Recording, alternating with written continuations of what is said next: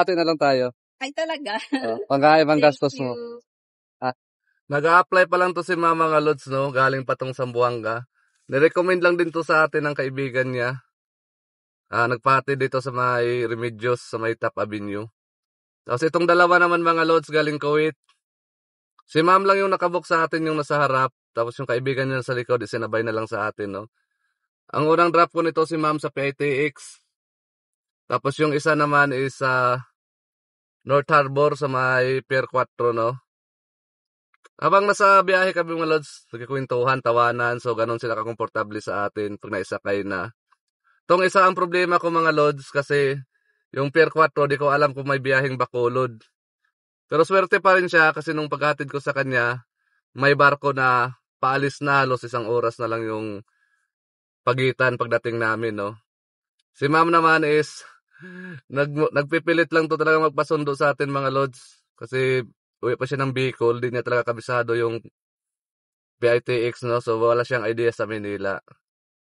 Kasi nahiya nga ako magpresyo pa ganun kalapit mga Lods kasi malapit na magkano lang naman kasi ang ibabayad dyan, no? Matatalo pa tayo sa gas. Kasi Ma'am naman is walang problema sa kanya.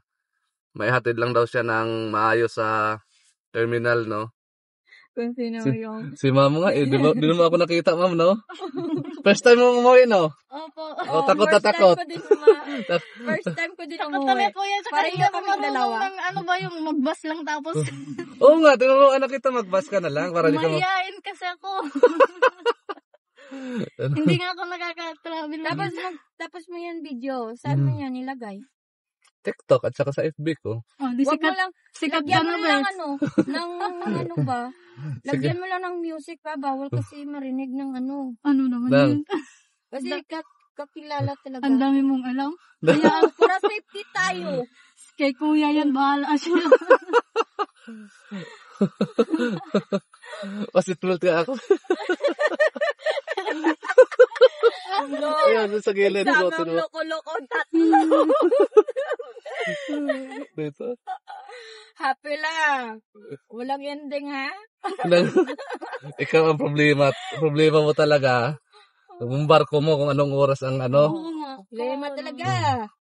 Ano ba yung amo mo? Di ka nalang kinunik din? Kaya Hindi, nga. meron sana, pero yung sa kanya, sinabihan ko na siya, yung Kuwait to Manila, Manila to Bacolod. Oh. Kasi, mapa-flight na ako, makukuha pa siya. Na sabi ko na lang, Bakit bago babarko pa na iba lang lang ako. hindi ka tinanong? Oo nga. Kasi sinabi ko na sa kanya, sabi niya sa akin, sinabihan ko naman siya papunta na yung Bacolod, direct na ba? Sabi niya, sige, direct kita papunta. Walang direct Bacolod. Stopover Maynila talaga. Para Opo, tapos diretsyo. Manila. Yung pwede lang ano. Ikaw dapat nag-ano ka na rin, no? Legazpi. Oh, meron po na ano, Naga kuya. Kasi Naga, malapit na ako oo. sa Naga. Parang gusto ko na, Sabi ng ate ko, wag ka na mag-Naga kasi sabay tayo umuwi. Hindi naman siya binok ng amo niya. oh, ito. Diyan,